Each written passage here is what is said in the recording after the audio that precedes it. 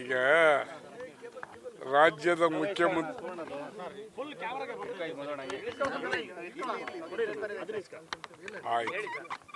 ರಾಜ್ಯದ ಮುಖ್ಯಮಂತ್ರಿಯಾಗಿ ಮೊದಲು ನಮ್ಮ ಜಿಲ್ಲೆ ಬಂದಿದ್ದಾರೆ, ಜೊತೆಗೆ ಮೊದಲು ನಮ್ಮ ಕ್ಷೇತ್ರಕ್ಕೆ ಬಂದಿದ್ದಾರೆ.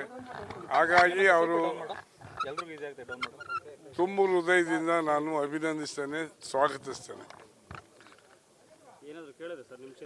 ನಾನೇನು ಕೇಳಿಲ್ಲ. ಇಲ್ಲಿ ಯಾಕೆ ಕೇಳ್ತೇನೆ? ಎಲ್ಲಿ ಯಾವ 35? ಅದು ನನಗೆ ಗೊತ್ತಿಲ್ಲಪ್ಪ. ನನಗೆ ಗೊತ್ತಿಲ್ಲದಾಗ ಏನಾಗಿದೆ ಗೊತ್ತಿಲ್ಲ. ನನಗೇನು ಗೊತ್ತಿಲ್ಲ. ಬಂದಿದ್ರೆ ಗೊತ್ತಾಯ್ತದಲ್ಲ. ಅವರು ಬಂದಿರೋದು ದೇವಸ್ಥಾನಗಳಿಗೆ. ನಾವು ಯಾಕೆ ಅದು ಕೇಳಕ್ ಹೋಗ್ಬೇಕೀಗ? ಆಫೀಸ್ನಲ್ಲಿ ಹೋಗಿ ಮಾತಾಡ್ತೀರಿ, ನಮ್ಮ ಸಮಸ್ಯೆಗಳು ಏನಿದೆ, ನಮ್ಮ ತಾಲೂಕಿಗೆ ಬಂದಿರೋರಿಗೆ ಕೇಳೋದ.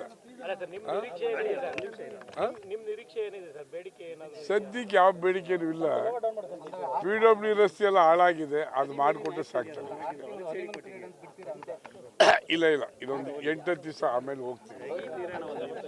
ಯಾಕೆಂದ್ರೆ ಈಗ ತಾನೇ ಸ್ವಾಗತ ಮಾಡಿದ್ದಾರೆ. ಜೊತೆಗೆ ಡಿಸ್ಟರ್ಬೆನ್ಸ್ ಇದೆ ಅವ್ರಿಗೆ. ಸುಮ್ಮನೆ ಮತ್ತೆ ಡಿಸ್ಟರ್ಬ್ ಮಾಡೋದು ಬೇಡ ಅಂತ. ನಮ್ಗಿಂತ ನಿಮಗೆ ಚೆನ್ನಾಗಿ ಗೊತ್ತಿದೆ. ಈಗ ರಾಮ್ಲಿಗ ಸಿರಿ ನಾವು ಮಾಡ್ಕೊಂಡಾಗ ಗಾದಿ ಇರ್ತವೆ, ನಾವು ಮುಳ್ಳು ಹಾಕೊಂಡು ಮುಳ್ಳು ಇರ್ತದೆ. ನಾವು ಒಳ್ಳೆ ರೀತಿ ನಡ್ಕೊಳ್ಳೋದು, ಅದು ಒಳ್ಳೆ ರಸ್ತೆ ಆಗ್ತದೆ.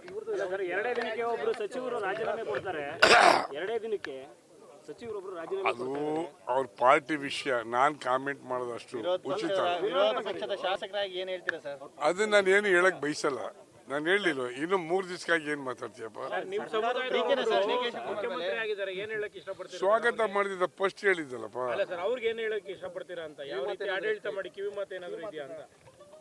ಕಿವಿ ಮಾತ ಬಹಳ ಒಂದು 30-40 ವರ್ಷ ಸ್ನೇಹಿತರು ಅವರು. ಈ ವೇದಿಕೆಯಲ್ಲಿ ಬೇಡ, ಹೇಳೋದ್ ಕಡೆ ಹೇಳೋಣ. ಈಗ ಯಾಕಂದ್ರೆ ಗುಟ್ಟಾಗಿ ಹೇಳ್ತೀನಿ. ರಾಮಲಿಂಗಾರೆಡ್ಡಿ ಅವರು ರಾಜೀನಾಮೆ ಕೊಡಬಾರ್ದಾಗಿತ್ತು ಅಥವಾ ಅಡ್ಜಸ್ಟ್ ಮಾಡ್ಕೊಂಡು ಹೋಗ್ಬೇಕಾಯ್ತು? ಏನು ಒಂಥರ ಯಾವ ರೀತಿ ಇರ್ಬೇಕಾಗಿತ್ತು? ಅದು ನಾನು ಹೇಳಕ್ಕಾಯ್ತದ? Is a senior most leader. ಅವ್ರಿಗೆ ನಾನೇನು ಹೇಳಿದೆ? Is left to his wisdom. ಅವ್ರಿಗೆ ಬಿಟ್ಟು ವಿಚಾರ ಅಲ್ವಾ?